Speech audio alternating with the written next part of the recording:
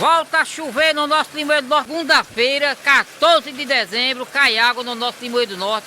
Isso é uma maravilha, rapaz. Só é chegar aqui na casa do seu Geraldo que o negócio começa a mudar o clima e começa a cair água. Graças a Deus, chuvinha abençoada por Deus nessa tarde de segunda-feira, 14 de dezembro.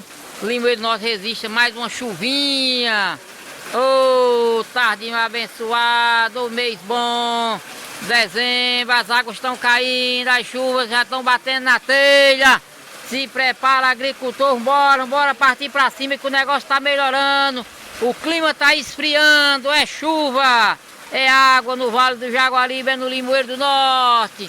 Hoje, segunda-feira, 14 de dezembro, ô, chuva abençoada, chuva boa, no nosso Limoeiro do Norte. É assim que nós mostramos esse céu, meu amigo, e hoje promete muita chuva para esse final de tarde, início de noite. Vamos.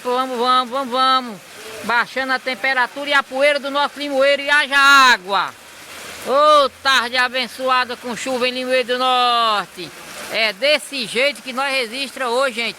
Segunda-feira, 14 de dezembro. Uma chuva abençoada por Deus aqui no nosso Limoeiro do Norte, porque tá com muita poeira e muito calor no Limoeiro do Norte. E hoje muda o cenário com essa chuva. Benção do céu, tô aqui debaixo de uma latada, me protegendo dessa chuva. E vamos que vamos aguardar que vai cair água hoje nessa tarde no Limoeiro do Norte. Tchau, fiquem todos com Deus.